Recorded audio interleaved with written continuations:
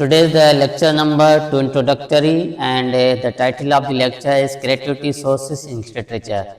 आज हम इंट्रोडक्ट लेक्चर 2 करेंगे। उसमें इंग्लिश लिटरेचर के अंदर जो क्रिएटिविटी सोर्सेज हैं, जिनके क्रिएटिविटी सोर्सेज के ज़रिए हमारा लिटरेचर डेवलप होता है, ठीक है ना। आज हम वो डिस्कस करेंगे। पिछले लेक्चर में हमने डिस्कस किया था the 3 genres and my channel and about me and such as the novel, drama and poetry. These were 3 genres. ये 3 जेनरास तो थे। इसको हम कैसे शेप देंगे, कैसे डेवलप करेंगे, what are the creative sources, आज हम ये डिस्कस करेंगे, ठीक है ना। So English literature draws its creativity from several sources that shape how writers represent life and society, तो and emotions and ideas। जो हम सोसाइटी और लाइफ को जो शेप देते हैं, कोई भी राइटर, नावलिस्ट, ड्रामाटिस्ट और एनी पोएट, तो कैसे शेप देता है, आज हम उन सोर्सेज के बारे में बात करेंगे। Actually there are 2 main sources in English literature. English literature के अंदर 2 ही मेन सोर्सेज हैं जिनके जरिए हम ड्रामा, पोइट्री और नॉवेल्स को डेवलप करते हैं, ठीक है ना। पहला सोर्सेज है हमारा इमेजिनेशन। तो तस्वुरात ये क्या है, ठीक है ना। How imagination inspires literature. Imagination literature को कैसे क्रिएटिविटी पैदा करती है, कैसे ये इसको इंस्पायर करता है, ठीक है ना। तो इसका इमेजिनेशन का मतलब क्या है, तो fantasy words, supernatural elements and impossible events, these things come under the imaginations. और हमारे इंग्लिश लिटरेचर के अंदर जो सिंबोलिज्म होती है, मिथ और आइडियलिज्म होती है, this is part of the imagination. ये भी इमेजिनेशन के अंदर आते हैं, ठीक है ना। सो दीज एंड हमारे ह्यूमन जो इमोशंस हैं, डिजायर्स हैं, ड्रीम्स हैं, फियर्स हैं, ये भी इमेजिनेशन का पार्ट होता है।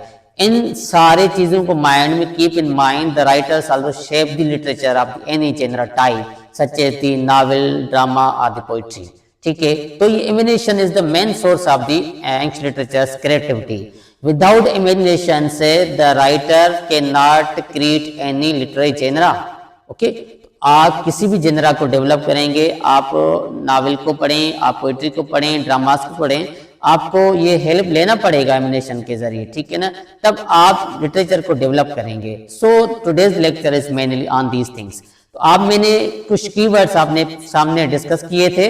Fantasy word. फैंटेसी वर्ड का मतलब क्या होता है, जो हमारी मैजिकल किंगडम होती है, तो एक भाषा होता है, वो तस्वर करता है, तो हमारे इस कंट्री का, हमारी जो किंगडम सिस्टम है, इस तरीके से होना चाहिए। This is the imagination of the fantasy word, okay. उसके बाद है super natural elements. Super natural elements के अंदर हमारे जो एंजल्स होते हैं, प्रोफेसीज करते हैं, और जो हमारे मिरेकल्स होते हैं किसी भी प्रॉफिट्स के, जो सारे ये भी हम इमेजिनेशन करते हैं। These come under the supernatural elements. These are the parts of the keywords we can say in simple words of the imagination. और impossible events से मुराद ये है, तो such as human is flying, इंसान जो उड़ रहा है, ठीक है ना। और time travels, और जो वक्त सफर करता है, we also the imagine the impossible events, ठीक है ना। तो इन सारों को पार्ट्स को मिला के हम इमेजिनेशन का नाम देते हैं, ठीक है। उसके बाद कभी कभी कोई भी राइटर किसी पोएम के अंदर सिंबोलिज्म यूज करता है। फॉर सपोज आप एक फ्लावर है, उसको as a symbolism of love कहते हैं, ठीक है ना। ये लव की सिंबोलिज्म है। ये सिंबोलिज्म किसी भी पोएम में कोई भी पोएट की यूज करता है। ये इसलिए यूज करता है, ही also tells you the imagination and what is the behind the meaning of that symbolism. अगर ये सिंबोलिज्म इस्तेमाल न करेंगे तो आप उसके इमेजिनेशन का पता आपको कैसे चलेगा। तो इसमें इस राइटर ने इमेजिनेशन किया है। आपको रियल में देखा है तो ये बस फ्लावर ही है, तो ये तो रियल फॉर्म में फ्लावर ही है, लेकिन इस फ्लावर के बाद मीनिंग क्या है, this is called the imagination, ठीक है ना। तो सिंबोलिज्म भी हम इसलिए इस्तेमाल करते हैं ताकि राइटर अपनी to show the represent the symbolism in the writing and genre of the literature, ठीक है ना।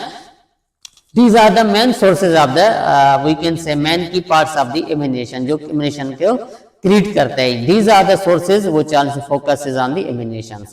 उसके बाद there are so many examples in English literatures and there are so many works which have been created, developed from the imagination, such as A Midsummer Night's Dream. This is the poem Fairies and magical transformation is there in the Shakespeare poem, okay. So ये Shakespeare ने एक poem लिखी है जिसमें ये सारी fairies जो भी हैं, ठीक है ना, हमारे ये जो परियां होती हैं, ठीक है ना, उनके सारे एमिनेशन करके उसने पूरी उसकी पूरी बायोग्राफी डिपिक्ट की है, ठीक है ना। तो उसके बाद कोलरिज ने कुबला खान पोएम के अंदर एक ड्रीम विजन, उसके ख्वाब आता है, उसको ये इमेजिन करता है, ठीक है ना। This is powerful full of the imaginative imaginary, उसमें अंदर कई इमेजेस होते हैं, they tell the images in the imaginary form, okay. उसने जो उस इमेजेस को इस्तेमाल किया है, एज इमेजिनेशन फॉर्म यूज किया है, एक ड्रीम को कैसे उसने नरेट किया है, ठीक है ना, in sequence of the poetry, ठीक है ना। This is the poem, example is illustration before you, the name of the poem is Kubla Khan. So these two examples are from the poetry based on the emanations, okay. So emanations इसलिए most important है, तो हम ammunition के जरिए अपना literature से general develop करते हैं, ठीक है ना। और how emanations drive in and by the which are the genres which are driven by the emanation, वो कौन सी genres हैं जिनके जरिए हम emanation यूज करते हैं, जैसे कि पोइट्री है, specially the poetry of the romantic poetry, we use mostly 90% in emanations. Fantasy fiction, जो तस्वराती फिक्शन होते हैं, तो साइंस और टेक्नोलॉजी के जरिए ये दुनिया ऐसे बन जाएगी, ठीक है ना। So these examples on the emanations. Gothic जो लिटरेचर होता है, हमारा जो एलिगरी का यूज होता है, जो हमारा रोमांस जो मिडिल ईस्ट लिटरेचर के अंदर लिखी गई थी, ये सारे जो भी है ना एग्जांपल्स जो जेनराज हैं, they also driven by the emanation, ये एमिनेशन के जरिए डेवलप हुई है। So emanation is most important and it shows the creativity in literature. ये जो emanation है जो लिटरेचर के अंदर क्रिएटिविटी दिखाती है। और दूसरा सोर्स है इसका रियलिज्म, ठीक है ना। These are the two major also the sources in literature which shows the creativity। और मैंने पहले आपको डिस्कस किया था आपके सामने, और अब अभी हम डिस्कस करेंगे realism. Realism is the representation of the life, ठीक है ना। एक लाइफ की रियल रिप्रेजेंटेशन होती है, इट इज नो एग्जैगरेशंस और फैंटेसी, उसके अंदर कोई भी फैंटेसी, कोई भी जो क्या हथरादू हमारे आर्टिफिशियल हमारे ख्यालात हम ऐड नहीं करते उसमें। It focuses on ordinary people, social issues and real environment, जो हमारा रियल एनवायरनमेंट है, जो ऑर्डिनरी पीपल है, it means lower middle class people है, हमारे social issues, justice, social injustice है, करप्शन है, पॉवर्टी है, इन्फ्लेशन है, these are the social issues, ठीक है ना। उसमें ये हम रियलिज्म इसको कहते हैं। These are the key words we can say which also shows the indication of the realism, ठीक है ना, जो रियलिज्म को इंडिकेट करते हैं। जब राइटर किसी भी इन कंटेंट पे काम करता है, किसी भी जेनरास के जरिए, ड्रामा, नॉवेल और पोएट्री के जरिए, these form of genres, if these content is also developed of these sources, then this type of genre is also based on the realism. So इसमें जो लैंग्वेज होती है, सिंपल लैंग्वेज, जो हम जो आज रोजमर्रा की जिंदगी में बोलचाल करते हैं, नेचुरल सिंपल लैंग्वेज हम यूज करते हैं रियलिज्म में, ठीक है। उसमें कोई भी exaggeration, fantasy, imagery, super natural elements इस्तेमाल बिल्कुल नहीं होता है, ठीक है ना। और ये it also the explores the class struggle, हमारे सोसाइटी के अंदर जो हमारे क्लासेस बनाए रखे हैं, this is the ruling class, middle, lower class, so इस पे ये फोकस रियलिज्म करता है। उसके बाद ह्यूमन नेचर, हमारा जो रीजन है, हमारा जो अक्ल है, हमारी या क्या कहते हैं थॉट्स हैं, हमारे जो आइडियाज हैं, ठीक है, इसको इंटरप्रेट करने के लिए ये this is come under the realism, ये सारे रियलिज्म के दायरे के अंदर आते हैं, ठीक है ना। So this is the main we can say brief description about the realism.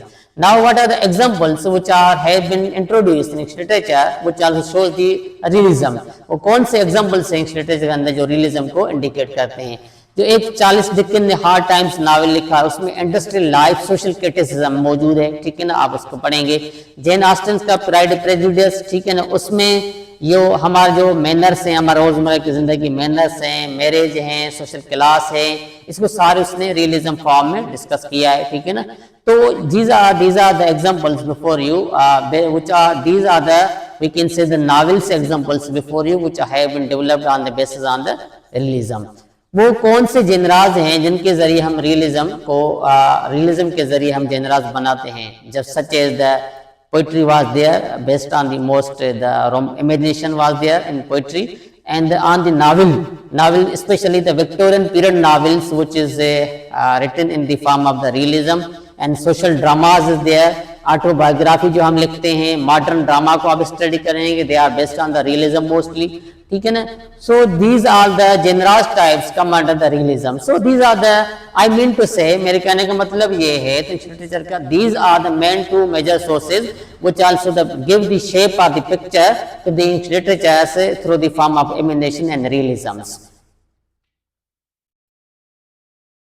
इसके अलावा और other creative sources in literature में सिर्फ इमेजिनेशन और रियलिज्म नहीं है, ठीक है। These are the major we can say the sources. Besides imagination realism, writers draws creativity from the history, from the society and culture, from the human psychology, from the religion and myth, okay, and from personal experience. These are the other sources which are shape the, we can say, the creativity sources.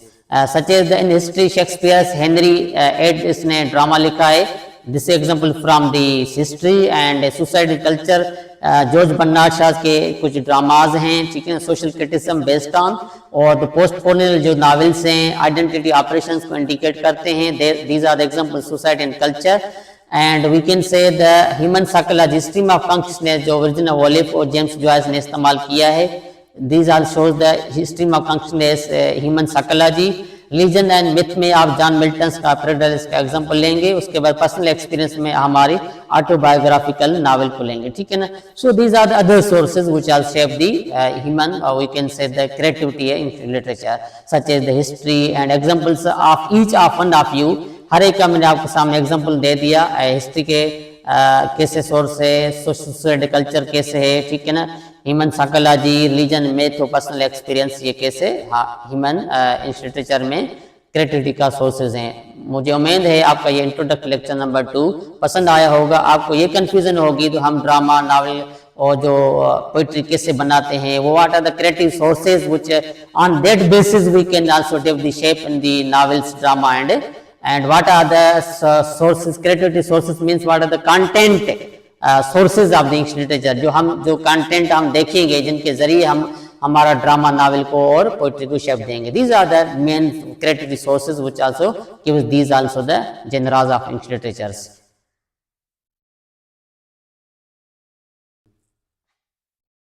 उम्मीद है तो आपको ये lecture पसंद आया होगा। आप इस लेक्चर को सब्सक्राइब भी करें और बेल आइकन को करें नोटिफिकेशन आपको तक आ जाए।